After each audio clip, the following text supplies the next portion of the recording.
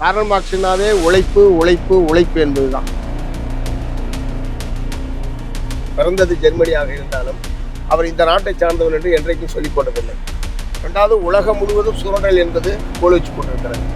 ஆகவே அனைத்து விதமான சுரண்டலில் இருந்தும் மனிதகுலம் விடுவிக்கப்பட வேண்டும் என்கிற மகத்தான சிந்தனையை வெளிப்படுத்தி அதற்கான வழிமுறைகள் என்ன என்பதை மூலதனம் என்ற தத்துவத்தின் மூலமாக அவர் வெளிப்படுத்தியவர். அதனால குறிப்பிட்ட நாட்டுக்கு குறிப்பிட்ட பகுதிக்கு சொந்தமானவர் அல்ல அவர்.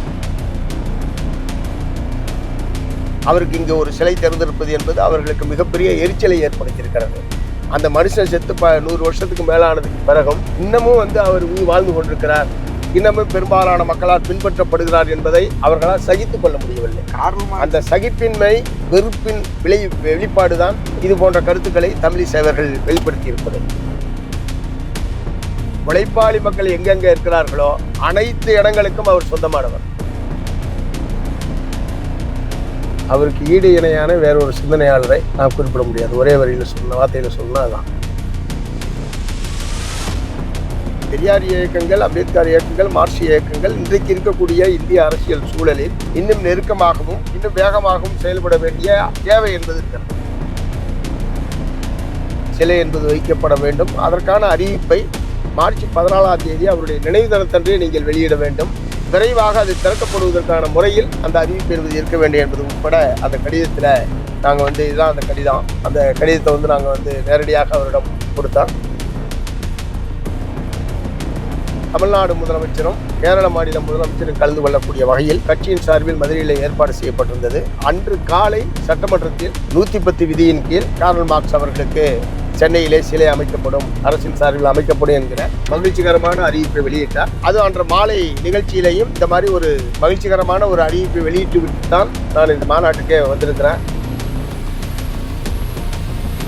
நந்தனம் கலைக்கல்லூரியில் சிலையை வைக்கிறதா இடத்த தேர்வு பண்ணியிருக்கோன்னு நீங்கள் எல்லாம் உங்கள் ஆஃபீஸ்லேருந்து நடந்தே வந்துடலாம், அவ்வளோ பக்கத்தில் இருக்குது, உங்களுக்கு ரொம்ப சௌரியமாக வச்சுருக்கோம் அப்படின்னு சொல்லி சொன்னார். இப்போ நாம் சொன்னால் அதை விட சிறந்த இடமாக கன்னிமாரா நூலகம் என்பது இருக்கும். மற்றவர்கள்லாம் அதுக்கு அவங்களுக்கு எதுவுமே பண்ணலை அப்படின்லாம் இல்லை. பல்வேறு காலகட்டத்தில் பலரும் இத்தகைய முயற்சிகளை எடுத்திருக்கலாம். அது ஒன்றும் அது நல்ல விஷயம்தான். ஆனால் எப்போது அது செயல் வடிவப்படுகிறது, இது இன்றைக்கு நடைமுறை சாத்தியமாகி இருப்பதற்கான மிக முக்கியமான காரணம் மார்க்சிஸ்ட் கம்யூனிஸ்ட் கட்சி. இதை நாங்கள் சொல்லலை, பெரும்பகுதி மக்களால் பின்பற்றப்படுகிற ஒருவராகத்தான் மார்க்ஸ் அவர்கள் திகழ்ந்து கொண்டிருக்கிறார். அப்படிப்பட்ட ஒரு உலக அளவிலான தலைவருக்கு இங்கே ஒரு சிலை அமைத்தது என்பதை மிகுந்த மனமகிழ்ச்சியோடு அவர் வெளிப்படுத்திய ஒரு செய்தியாகத்தான் அது நான் பார்க்குறேன். சென்னை சிவந்தது என்று சொல்லி அவர் ட்வீட் பண்ணதை. தன்னுடைய வாழ்நாளில் பெரும்பகுதியை நாள் முழுக்க நூலகத்திலே கழித்தவர் என்பதுதான் அவருடைய வாழ்க்கை வரலாற்றில் ஒரு முக்கியமான பகுதியாக இருக்கிறது.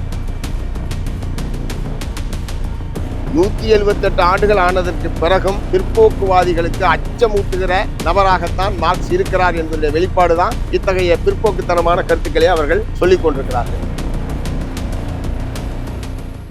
வணக்கம். வணக்கம். கார்ல் மார்க்ஸ் உங்களுக்கு எப்படி அறிமுகமானார்? கார்ல் மார்க்ஸ் பற்றி ஒரு வாரத்தில் சொல்ல முடியும்னா என்ன சொல்ல முடியும்? எனக்கு கார்ல் மார்க்ஸ் அறிமுகம் என்பது நான் பள்ளி மாணவனாக இருக்கிற போது எங்கள் ஊரில் ஒரு மன்றம் ஒன்று நடத்திக்கிட்டு இருந்தோம். இளைஞர் நற்பணி மன்றம்னு ஒன்று நடத்திக்கிட்டு இருந்தோம்.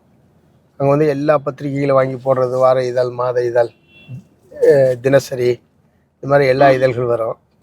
அந்த மாதிரி அங்கே நிறைய பேர் படிக்க வரும்போது அங்கே இருந்த ஒரே ஒரு கட்சி உறுப்பினர், சிபிஎம்னுடைய உறுப்பினராக ஒருத்தர் இருந்தார், ஒரு தொழிலாளி, சர்க்கரை ஆலை தொழிலாளி. அவர் கூலி விலை லாபம் அப்படின்னு ஒரு சின்ன பிரசுரத்தை முதல்ல கொடுத்தாரு. அநேகமாக நான் படித்த முதல் மார்க்சிய நூல்னால் அதுதான். மூலதனத்தில் இருக்கக்கூடிய ஒரு பகுதி அதுதான் எனக்கு முதல் அறிமுகம். அதுக்கப்புறம் தீக்கதிர், செம்மலர் இந்த இதழ்கள் மூலமாக தொடர்ச்சியாக அவரை பற்றி அறிந்து கொள்வதற்கான ஒரு வாய்ப்பு என்பது ஏற்பட்டது.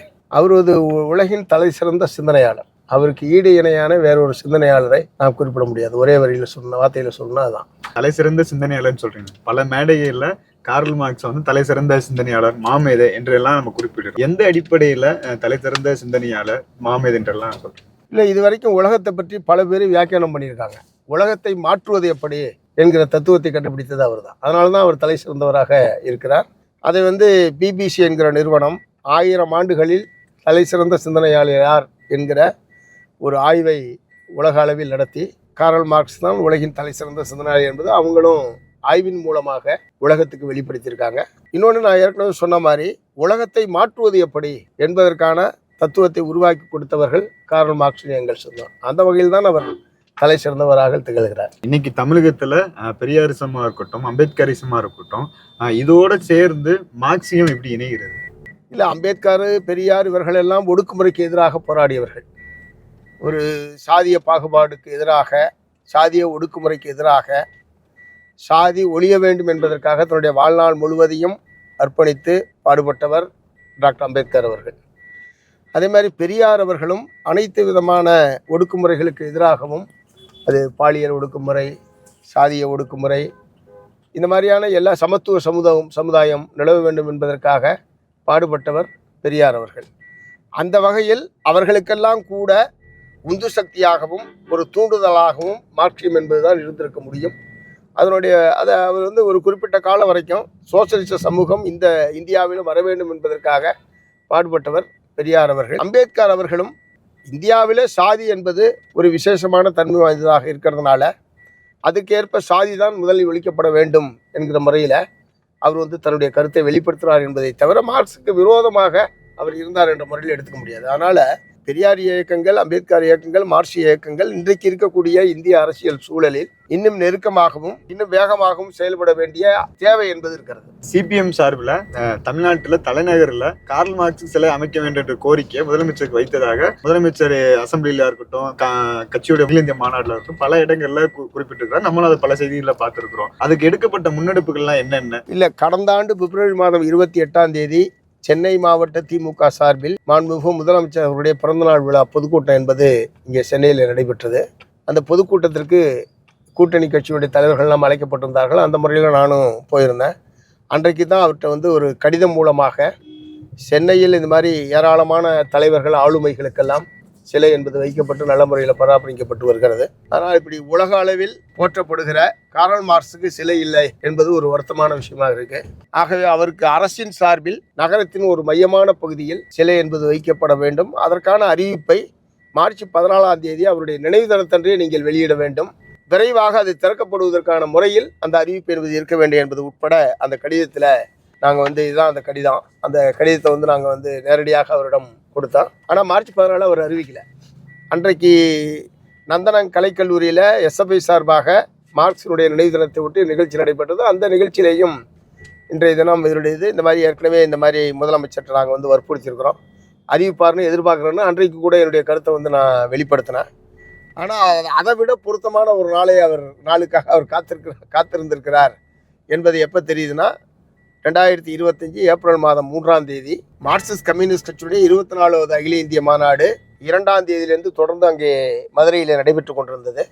3 மாலை மாநில உரிமைகள் சம்பந்தமான ஒரு கருத்தரங்கம் தமிழ்நாடு முதலமைச்சரும் கேரள மாநில முதலமைச்சரும் கலந்து கொள்ளக்கூடிய வகையில் கட்சியின் சார்பில் மதுரையில் ஏற்பாடு செய்யப்பட்டிருந்தது. அன்று காலை சட்டமன்றத்தில் 110 விதியின் கீழ் கார்ல் மார்க்ஸ் அவர்களுக்கு சென்னையிலே சிலை அமைக்கப்படும், அரசின் சார்பில் அமைக்கப்படும் என்கிற மகிழ்ச்சிகரமான அறிவிப்பை வெளியிட்டார். அது அன்று மாலை நிகழ்ச்சியிலையும் இந்த மாதிரி ஒரு மகிழ்ச்சிகரமான ஒரு அறிவிப்பை வெளியிட்டு விட்டுத்தான் நான் இந்த மாநாட்டுக்கே வந்திருக்கிறேன். எனக்கு அதில் இரட்டிப்பு மகிழ்ச்சி என்கிற முறையில் முதலமைச்சர் அவர்கள் அந்த கருத்தரங்கத்திலையும் தெரிவித்தார்கள். அதற்கு முன்பாகவே கவர்னர் உரையின் மீது அதுக்கு முன்பாகவே பட்ஜெட் சம்பந்தமான உரையின் மீது பேசுகிற போது மார்க்சிஸ்ட் கம்யூனிஸ்ட் கட்சியினுடைய சட்டமன்ற உறுப்பினர்களும் இதே கோரிக்கையை சட்டமன்றத்தில் எழுப்பியிருந்தாங்க. அதுக்கு பதிலளிக்கக்கூடிய வகையில் தான் முதலமைச்சர் அந்த ஏப்ரல் மாதம் 3 அந்த அறிவிப்பை வெளியிட்டது. பிறகு அந்த சிலையை எங்கே வைக்கலாம் என்கிற போது அவர்கள் நந்தனம் கலைக்கல்லூரி வளாகத்தில் வைப்பது என்கிற முறையில் முதலில் ஒரு அறிவிப்பு என்பது வந்தது. அதற்கேற்ப சென்னை மாமன்றத்திலையும் அதற்கான தீர்மானம் என்பது நிறைவேற்றப்பட்டு பத்திரிகையிலே செய்தியாக வந்தது. இடையிலே ஒரு திருமணத்தில் முதலமைச்சரை சந்தித்த போது அவராக தான் சொன்னார் என்கிட்ட, இந்த மாதிரி நந்தனம் கலைக்கல்லூரியில் சிலையை வைக்கிறதா இடத்த தேர்வு பண்ணியிருக்கோன்னு, நீங்கள் எல்லாம் உங்கள் ஆஃபீஸ்லேருந்து நடந்தே வந்துடலாம், அவ்வளோ பக்கத்தில் இருக்குது, உங்களுக்கு ரொம்ப சௌரியமாக வச்சுருக்கோம் அப்படின்னு சொன்னார். இப்போ நாம் சொன்னால் அதை விட சிறந்த இடமாக கன்னிமாரா நூலகம் என்பது இருக்கும். ஏனென்றால் தன்னுடைய வாழ்நாளில் பெரும்பகுதியை அவர் மற்ற பல பணிகளையும் செய்திருக்கிறார். தொழிற்சங்கத்தை கட்டுவது, தொழிலாளர்கள் மத்தியில் புரட்சியை தூண்டுவது போன்ற களப்பணிகளையும் கார்ல் மார்க்ஸ் ஆற்றி இருந்தாலும் நூலகம் அவருடைய சிந்தனைக்கு தீனி போடுகிற ஒரு இடமாகவும் அவருடைய மார்க்சியம் என்கிற தத்துவத்தை உருவாக்குவதற்கான விஷயதானங்களை பெறுவதற்கான ஒரு வாழ்நாளில் பெரும்பகுதியை நூலகத்தில் கழித்தவர் என்கிற முறையில் கன்னிமாரா நூலகத்தில் அமைப்பது இன்னும் பொருத்தமாக இருக்கும் என்கிற கருத்தை அன்னைக்கு வந்து சொல்லிட்டு வந்தோம். அநேகமாக அடுத்த சில நாட்களிலேயே நந்தனம் என்பதற்கு பதிலாக கன்னிமாரா நூலகம் என்பதை அவங்க வந்து ஏற்றுக்கொண்டு பணிகள் என்பது உடனடியாக துவக்கப்பட்டது. மிக கம்பீரமாக அந்த சிலை என்பது அங்கே பிப்ரவரி மாதம் 6ஆம் தேதி காலை முதலமைச்சர் அவர்களால் திறந்து வைக்கப்பட்டிருக்கிறது. உண்மையிலேயே ரொம்ப மனதுக்கு நிறைவாகவும் மற்றற்ற மகிழ்ச்சி தரக்கூடிய ஒரு நிகழ்வாகவும் கார்ல் மார்க்ஸினுடைய சிலை திறப்பு என்பது அமைந்திருக்கிறது. சிபிஐ நிகழ்வு ஜீவா மணிமண்டபம் திறப்பு விழால கூட சிபிஎம் வைத்த கோரிக்கை அடிப்படையில தான் இதை நிறைவேற்றோம் அப்படின்னு சொல்லியிருக்காங்க. ஆனா இன்னைக்கு சமூக வலைதளங்கள்ல எல்லோரும் அதுக்கு ஒருங்கிணைச்சு பண்ணாங்க, சிபிஎம் மட்டும் கிரெடிட் எடுத்துக்கிறது அப்படின்னு ஒரு கருத்து இருக்கு. அதை நீங்க எப்படி பாக்குறீங்க? இல்ல, எந்த ஒரு கோரிக்கையா இருந்தாலும் பலரும் பல்வேறு காலகட்டத்தில் எழுப்பலாம். இப்ப நாட்டுக்கு விடுதலை வேண்டும் என்பதற்கானதை காந்தி மட்டும் தான் சொன்னார்னு யாராவது சொல்ல முடியுமா? காங்கிரஸ் ஆரம்பிச்ச காலத்திலேருந்து அது சொல்லிட்டு இருக்காங்க. இந்த மாதிரி ஒவ்வொரு கோரிக்கைக்கு பின்னாலும் பலருடைய முன்னெடுப்புகள் என்பது இருக்கத்தான் செய்யும். கடைசியாக மார்க்சிஸ்ட் கம்யூனிஸ்ட் கட்சியின் சார்பில் முதலமைச்சரிடம் நேரடியாக கொண்டு போய் கொடுத்தது என்பதுதான் செயல் வடிவம் பெற்றிருக்கிறது. அந்த முறையில் தான் மார்க்சிஸ்ட் கம்யூனிஸ்ட் கட்சி கோரிக்கையை ஏற்று நாம் சொல்லுகிறோமே தவிர மற்றவர்கள்லாம் வந்து அதுக்கு அவங்களுக்கு எதுவுமே பண்ணலை அப்படின்லாம் இல்லை. பல்வேறு காலகட்டத்தில் பலரும் இத்தகைய முயற்சிகளை எடுத்திருக்கலாம். அது ஒன்றும் அது நல்ல விஷயம்தான்.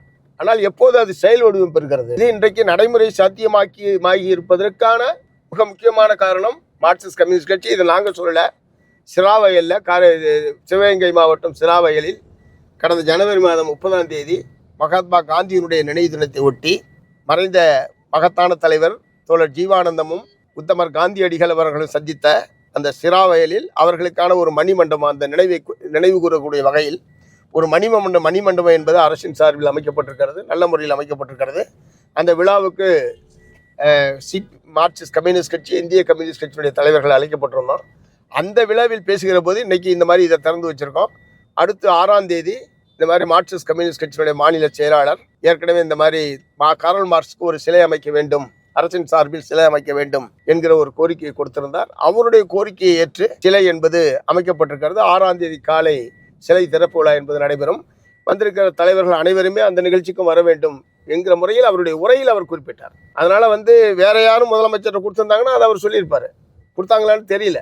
ஆனால் முதலமைச்சரே சிபிஎம் மாநில செயலாளர் கொடுத்த கோரிக்கையை ஏற்றுத்தான் இந்த மாதிரி சொன்னதுக்கு பிறகு அதுல விவாதத்திற்கான இடமே இருக்கிற மாதிரி எனக்கு தெரியல. முதல்ல தொடங்கினவங்கன்னு ஒண்ணு இருக்குல்ல, அவங்கள எங்கேயுமே பேசாம இருக்கிறது, அது சிபிஎம் அப்படிதான் பாக்குதா, இல்ல அதை எப்படி நீங்க அதை பாக்குறீங்க? இல்ல முதல்ல துவங்கினவங்கன்னா, அதாவது சிலை அமைக்க வேண்டும் என்று தோழர் மார்க்ஸ் அவர்களுடைய தலைமையில் ஒரு குழு அமைக்கப்பட்டு அந்த குழு வந்து பலரையும் பல காலத்தில் அவங்க அப்ரோச் பண்ணியிருக்காங்க. பல கட்சி தலைவர்களை எல்லாம் அப்ரோச் பண்ணியிருக்காங்க. நான் மாநில செயலாளர் ஆனதற்கு பிறகு சில வாரங்கள் கழித்து என்னை வந்து அவர்கள் சந்தித்தார்கள். என்னிடமும் அந்த கோரிக்கையை கொடுத்தாங்க. அப்போ அவர்கள் கொடுக்குற போது அரசின் சார்பில் இடம் கொடுத்தால் போதும், சிலை அமைப்பு குழுவின் சார்பில் நாங்கள் வந்து வைத்துக் கொள்கிறோம், இடத்தை மட்டும் ஒரு நல்ல இந்த மாதிரி சென்னை அண்ணா சாலை போன்ற பிரதானமான இடத்தில் இட ஒதுக்கி தர வேண்டும் என்பதை நீங்கள் முதலமைச்சரிடம் வற்புறுத்தி அதை ஒப்புதல் பெற்று தர வேண்டும் என்கிற முறையில் தான் என்னிடம் கேட்டுக்கொண்டார்கள். கட்டாயம் நல்ல யோசனை, கட்டாயம் நாங்கள் பேசுகிறோம், பட் அரசின் சார்பில் அமைக்க சொல்லாமே எப்படி நீங்கள் வந்து அவ்வளவு பெரும் தொகையை செலவழித்து பண்ண முடிகின்ற போது நிதிக்கான ஏற்பாடு பிரச்சனை இல்லை, நிதிக்கான ஏற்பாடு என்பது இருக்கிறது, சிலையை வைப்பதற்கான அனுமதி மட்டும்தான் அரசு வேண்டும் என்கிற முறையில் தான் தோழர் மார்க்ஸ் உட்பட அன்றைக்கு வந்திருந்தவர்கள் தெரிவித்தார்கள். இருந்தாலும் கட்சியின் சார்பில் நாங்கள் அரசின் சார்பில் வைப்பது இன்னும் பொருத்தமாக இருக்கும், தனியாக ஒரு அமைப்போ ஒரு குழுவோ வைப்பதை விட அரசின் சார்பில் வைப்பது என்பது இன்னும் பொருத்தமாக இருக்கும் என்கிற முறையில் நாங்கள் யோசித்து அரசின் சார்பில் வைக்க வேண்டும் என்கிற கோரிக்கையை நாங்கள் முன்வச்சோம். அந்த அடிப்படையில் இன்றைக்கு அது செயல் வடிவம் பெற்றிருக்கிறது. பிப்ரவரி 6ஆம் தேதி கர்நாடக முதலமைச்சர் ஒரு ட்விட் போடுறாரு, சென்னை சிவந்தது அப்படின்ற ஒரு ட்விட் இருக்கு. அதை நீங்க எப்படி பாக்குறீங்க? நிச்சயமாக அவர் வந்து மார்க்ஸ் சிலையை சென்னையில் திறந்ததன் மூலமாக சிவப்பு சிந்தனை பரவுவதற்கான ஒரு அடையாளமாக அவர் அதை வெளிப்படுத்தினார் என்ற முறையில் தான் நான் வந்து பார்க்குறேன். ஏன்னா மார்க்ஸ் வந்து இன்றைக்கும் உலகம் முழுவதும் பெரும்பாலான மக்களால் மதிக்கப்படுகிற, அவருடைய சிந்தனையை பின்பற்றுகிற ஒரு பெரும்பகுதி மக்களால் பின்பற்றப்படுகிற ஒருவராகத்தான் மார்க்ஸ் அவர்கள் திகழ்ந்து கொண்டிருக்கிறார். அப்படிப்பட்ட ஒரு உலக அளவிலான தலைவருக்கு இங்கே ஒரு சிலை அமைத்தது என்பதை மிகுந்த மனமகிழ்ச்சியோடு அவர் வெளிப்படுத்திய ஒரு செய்தியாகத்தான் அது வந்து நான் பார்க்குறேன். சென்னை சிவந்தது என்று சொல்லி அவர் ட்வீட் பண்ணதை. ஆனா மார்க்சிய தத்துவம் தமிழ்நாட்டுக்கு மட்டும் இல்ல, இந்தியாவுக்கு அந்நிய தத்துவம் என்ற ஒரு விமர்சனம் நீண்ட காலமா இன்னைக்கு இருந்துகிட்டு இருக்கு. அதாவது தத்துவம். அதாவது இப்போ இங்கே சில பேர் குண்டு சட்டிக்குள்ளே குதிரை ஓட்டுவாங்க, அந்த மாதிரி நிறைய பேர் குதிரை ஓட்டிகிட்டு இருக்காங்க. அந்த மாதிரியான ஆட்கள்கிட்ட தான் அந்த மாதிரி பிற்போக்குவாதிகள், கம்யூனிஸ்ட எதிர்ப்பாளர்கள், இந்த மாதிரி நபர்களிடமிருந்து தான் இந்த மாதிரியான கருத்துக்கள் என்பது வருகிறது. காரல் மார்க்ஸ் தன்னை நாடற்றவன் என்று அறிவித்துக் கொண்டவர். அவருக்கென்று சொந்த நாடு என்று பிறந்தது ஜெர்மனியாக இருந்தாலும் அவர் இந்த நாட்டை சார்ந்தவன் என்று என்றைக்கும் சொல்லிக் கொண்டதில்லை. ரெண்டாவது, உலகம் முழுவதும் சுரண்டல் என்பது கோலோச்சு கொண்டிருக்கிறது. ஆகவே அனைத்து விதமான சுரண்டலிலிருந்தும் மனிதகுலம் விடுவிக்கப்பட வேண்டும் என்கிற மகத்தான சிந்தனையை வெளிப்படுத்தி அதற்கான வழிமுறைகள் என்ன என்பதை மூலதனம் என்ற தத்துவத்தின் மூலமாக அவர் வெளிப்படுத்தியவர். அதனால் குறிப்பிட்ட நாட்டுக்கு குறிப்பிட்ட பகுதிக்கு சொந்தமானவர் அல்ல அவர். உலகம் முழுவதும் இருக்கக்கூடிய மனித குலத்துக்கு சொந்தமானவர். மனிதகுலம் இருக்கிறவரை, சுரண்டல் இருக்கிறவரை, தொழிலாளி வர்க்கம் இருக்கிறவரை மார்க்ஸ் வாழ்வார், மார்க்சியமும் வாழும். எதற்காக தமிழ்நாட்டில் கார்ல் மார்க்ஸ் சிலை அப்படின்ட்டு தமிழிசை சவுந்தரராஜன் கேட்டிருக்காங்க. அவங்க இந்து மதம் என்கிற ஒரு குறுகிய வட்டத்துக்குள் கிணற்று தவளையை போல கத்தி கொண்டிருப்பவர். அதனால இவ்வளவு பெரிய உலகு தழுவிய ஒரு தலைவரை பற்றி அவருக்கு இங்கே ஒரு சிலை திறந்திருப்பது என்பது அவர்களுக்கு மிகப்பெரிய எரிச்சலை ஏற்படுத்தியிருக்கிறது. அந்த மனுஷன் செத்து 100 வருஷத்துக்கு மேலானதுக்கு பிறகும் இன்னமும் அவர் உயிர் வாழ்ந்து கொண்டிருக்கிறார், இன்னமும் பெரும்பாலான மக்களால் பின்பற்றப்படுகிறார் என்பதை அவர்களால் சகித்து கொள்ள முடியவில்லை. அந்த சகிப்பின்மை, வெறுப்பின் வெளிப்பாடுதான் இது போன்ற கருத்துக்களை தமிழிசை அவர்கள் வெளிப்படுத்தி இருப்பது. கார்ல் மார்க்ஸுக்கும் தமிழ்நாட்டுக்கு என்ன சம்மந்தம் இருக்குன்ற ஒரு கேள்வியும் எழுப்புறாங்க. தமிழ்நாட்டில் உழைக்கிற மக்கள் இருக்காங்க, அவங்கள மாதிரி உழைக்காதவங்களுக்கு பிரச்சனை இல்லை. உழைப்பாளி மக்கள் எங்கெங்கே இருக்கிறார்களோ அனைத்து இடங்களுக்கும் அவர் சொந்தமானவர். ஆனால் ஒட்டுமொத்த மனித குலத்துக்கு சொந்தமானது தமிழ்நாடு உலகத்துக்குள்ளே தானே இருக்கு, தமிழ்நாடு மனித குலத்துக்குள்ளே தானே இருக்கு. தமிழ்நாட்டுக்கு என்ன சம்மந்தம்னா, நான் என்ன கேட்க விரும்புகிறேன், வெளிநாட்டிலேருந்து இருக்கிற யாரையுமே போற்றக்கூடாதுன்னு சொன்னால், பாராட்டப்படக்கூடாதுன்னு சொன்னால் இன்றைக்கி இவங்கெல்லாம் வாழவே முடியாது. ஃப்ளைட்டில் போக முடியுமா? அவங்க வெளிநாட்டுக்காரன் கண்டுபிடிச்சது அதனால் நான் ஃப்ளைட்டை ஏற மாட்டேன், அல்லது மின்சாரத்தை பயன்படுத்த மாட்டேன், அதெல்லாம் வெளிநாட்டிலேருந்து கண்டுபிடிக்கப்படுது, காரில் போக மாட்டேன். இப்படி நவீன விஞ்ஞானங்கள் எல்லாமே, கண்டுபிடிப்புகள், புதிய தொழில்நுட்பங்கள் எல்லாமே வெளிநாட்டில் இருக்கக்கூடிய அறிஞர்களால் கண்டுபிடிக்கப்பட்டது தான். அதுதான் இன்னைக்கு மாபெரும் தொழில் புரட்சியாகவும் மேலும் மேலும் தொழில்நுட்பம் வளரக்கூடிய ஒன்றாகவும் உலகத்தில் மேலும் மேலும் வளர்ந்து கொண்டே இருக்கிறது. அப்படின்னா இந்த மாதிரியான நபர்கள் அதையெல்லாம் நாங்கள் பயன்படுத்த மாட்டோம், எங்களுடைய தத்துவம், எங்களுடைய கண்டுபிடிப்பு, எங்களுடைய வாழ்க்கை இதுக்குள்ளதான் நாங்கள் இருப்போம் உங்களால் சொல்ல முடியுமா? அது மாதிரி ஒரு உலக தழுவிய சமூகத்திற்கான ஒரு சிந்தனையை உருவாக்கியவர், கருத்தை உருவாக்கியவர், தத்துவத்தை உருவாக்கியவர் என்கிற முறையில் அவர் தமிழகத்துக்கும் சொந்தமானவர் தான், உலகத்துக்கே சொந்தமானவர் தான். அதனால தமிழிசை சொல்லக்கூடிய கருத்து என்பது மிக மிக தவறானதும் முட்டாள்தனமானதும் ஆகும். இந்த 2-3 நாட்கள்ல சோசியல் மீடியாவே மார்க்ஸ் சம்பந்தமா தான் இருக்கு. அதை எப்படி பாக்குறீங்க? இளைஞர்கள் மார்க்ஸ் சென்னைக்கு வந்ததை ரொம்ப பாராட்டத்தக்கதும் மகிழ்ச்சியாகவும் மார்க்ஸ் கருத்துக்களோடு பல விஷயங்களை பதிவை பார்க்க முடியுது. இல்ல, நிச்சயமாக ரொம்ப மகிழ்ச்சியா இருக்கு. அதுவும் குறிப்பாக கடந்த 4-5 நாட்களாக மார்க்ஸ் சிலை இங்க திறக்கப்படும் என்று முதலமைச்சர் அறிவித்த அந்த 30ஆம் தேதியிலிருந்து சமூக வலைதளங்களில் தொடர்ச்சியாகவும் மிக விரிவாகவும் இந்த அளவுக்கு சமீப காலத்தில் மார்க்ஸ் பற்றிய ஒரு உரையாடல், ஆதரித்தோ எதிர்த்தோ வரவேற்றோ ஏதோ ஒரு வகையில் மார்க்ஸ் எல்லாராலும் பேசப்படுகிறார், விமர்சிக்கப்படுகிறார். மார்க்சியம் மீண்டும் விவாத பொருளாக மாறி இருப்பது என்பதை மகிழ்ச்சியுடன் வரவேற்கிறேன். பிப்ரவரி 6ஆம் தேதி தமிழ்நாட்டுடைய முதலமைச்சர் இந்த சிலையை திறந்து வச்சுக்கிறாரு. கூட்டணி கட்சி தலைவர்கள் எல்லாருமே இதில் பங்கேற்றுக்கிறாங்க, நீங்களும் பங்கேற்றுக்கிறீங்க. அதில் பெரும் கோஷங்கள் உட்பட எழுப்பப்பட்டிருக்கு. இன்னைக்கு தமிழ்நாடு முழுவதும் கார்ல் மார்க்ஸ் சம்பந்தமா பேசப்படும் பொருளாக இருக்கு. முதல்ல இந்த சிலையை பார்க்கும்போது வெறும் சிலையா மட்டும் இல்லை, அதை நீங்க பார்க்கும் போதும் சிலையை திறக்கும் போது உங்களுக்கு என்ன உணர்வு ஏற்பட்டது, நீங்க என்ன ஃபீல் பண்ணீங்க? இல்லை, முதல்ல இந்த சிலை ரொம்ப தத்ரூபமாக அமைக்கப்பட்டிருக்கிறது என்பது ஒரு விஷயம்.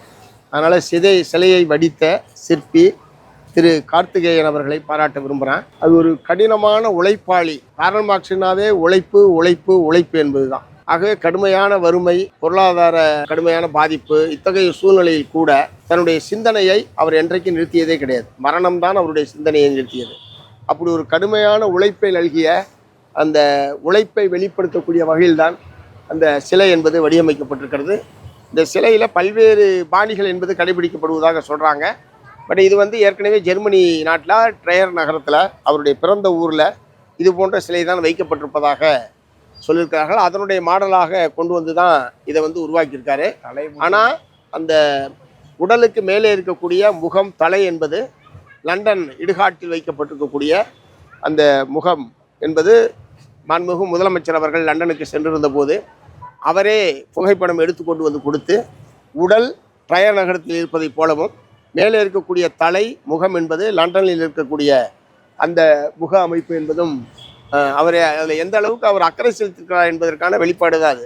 ஒரு சிலை அமைப்பதற்கு என்பதற்கான அரசாணை வெளியிடுவது மட்டுமல்லாமல் அது ஒவ்வொன்றும் எப்படி வடிவமைக்கப்பட வேண்டும், எப்படி தத்துரூபமாக அது உருவாக்கப்பட வேண்டும் என்கிற முறையில் ஒரு ஆழ்ந்த அக்கறையை செலுத்தியிருக்கிறார் என்பதற்கான வெளிப்பாடு தான் இந்த மாதிரியான அவருடைய இத்தகைய செயல்களெல்லாம் நம்ம வந்து பார்க்க வேண்டியிருக்கு.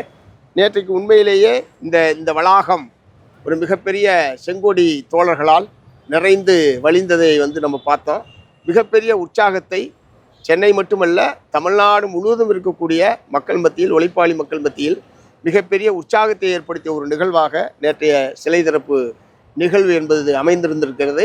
அதனுடைய விளைவாகத்தான் சென்னை சிவந்தது என்று முதலமைச்சர் அவர்கள் ட்வீட் செய்ததுக்கு அதுதான் மிக முக்கியமான காரணம். நீங்க பேசும்போதே சொல்லியிருந்தீங்க முதலமைச்சர் வந்து நந்தனத்துல இந்த சிலையை நிறுவனம் அப்படின்னு சொல்லியிருந்தாங்க. ஆனா நீங்க வந்து கன்னிமாரா நூலகத்துல இருந்தா பொருத்தமா இருக்குன்னு சொல்றீங்க.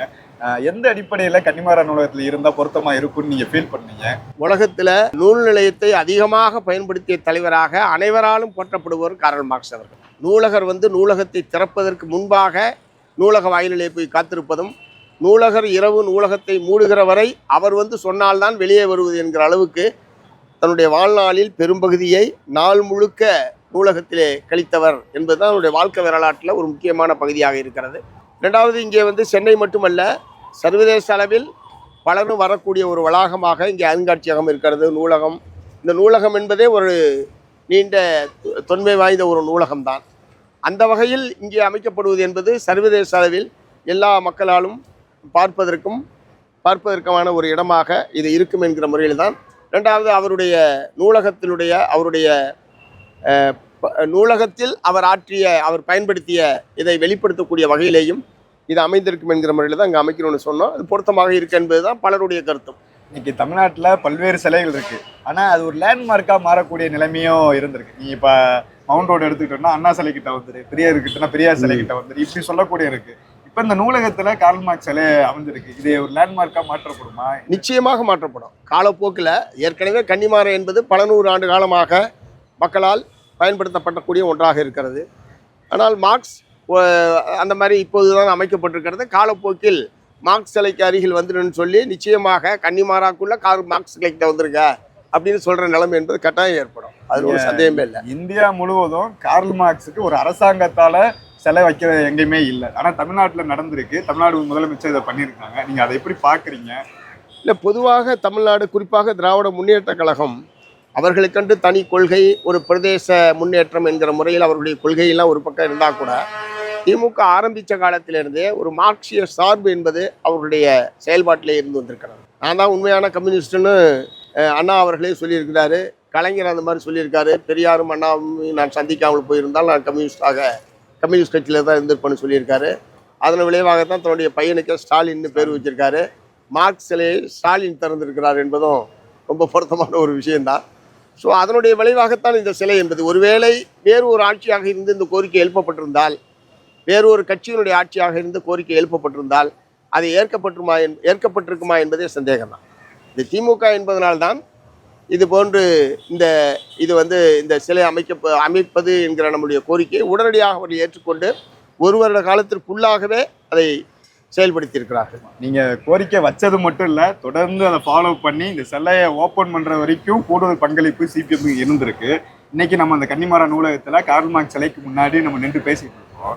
நீங்கள் தமிழ்நாட்டு மக்களுக்கும் கம்யூனிஸ்ட் கட்சி தோழர்களுக்கும் என்ன சொல்ல விரும்புகிறீங்க? இல்லை, மார்க்ஸுக்கு சிலை வைப்பது என்பது அதை பார்க்கிற போது மார்க்சிய சிந்தனைகள், மார்க்சினுடைய தத்துவம் சம்பந்தமான ஒரு உரையாடல் நடப்பதற்கும் அதை நினைவு கூறுவதற்கு அது நிச்சயமாக பயன்படும். ஆனால் அதே நேரத்தில் மார்க்சினுடைய தத்துவத்தை நடைமுறைப்படுத்துவது என்பதுதான் ஒரு மார்க்சிஸ்டுகள் என்கிற முறையில் நாம் செய்ய வேண்டிய அடிப்படையான பணி. கார்ல் மார்க்ஸும் ஏங்கல்ஸும் சேர்ந்து உருவாக்கிய கம்யூனிஸ்ட் கட்சி அறிக்கையினுடைய கடைசி பகுதி, உலக தொழிலாளர்களை ஒன்று சேருங்கள், இழப்பதற்கு எதுவும் இல்லை, ஆனால் அடைவதற்கு ஒரு பொன்னுலகம் இருக்கிறது என்கிற அந்த மகத்தான முழக்கத்தை நடைமுறை சாத்தியமாக்குவது என்பதுதான் இந்தியாவில் மார்க்சிஸ்டுகள் செய்ய வேண்டிய மிக முக்கியமான கடமை. அதற்கு மார்க்சிஸ்ட் கம்யூனிஸ்ட் கட்சியை வலுப்படுத்துவதும், வர்க்க போராட்டத்தை வெளிப்படுத்துவதும், மார்க்சிய சித்தாந்தத்தை, கருத்தியலை மக்கள் மத்தியில் கொண்டு போய் சேர்ப்பது என்கிற ஒரு பன்முக பணியை நம்முடைய கட்சி தோழர்கள் மேற்கொள்ள வேண்டும். இன்னைக்கு தமிழ்நாட்டில் இந்து முன்னணி, பாஜக, RSS எல்லாருமே இன்னைக்கு இந்த மார்க்ஸ் சிலை குறித்து பல்வேறு கருத்துக்கள் சொல்லிட்டு இருக்காங்க. ஒருவேளை மார்க்சில நிறுவனத்துக்கே இப்படி ஒரு கருத்துக்களை இவ்வளவு ஒரு பயத்தை ஏற்படுத்தியிருக்கு, அச்சத்தை ஏற்படுத்தியிருக்கு. அதாவது கம்யூனிஸ்ட் கட்சி அறிக்கை வெளியிட்ட போதே கம்யூனிசம் என்னும் பூதம் ஐரோப்பாவை ஆட்டி படைக்க இருக்கிறது என்று மார்க்ஸ் ஏங்கல்ஸ் குறிப்பிட்டார்கள்.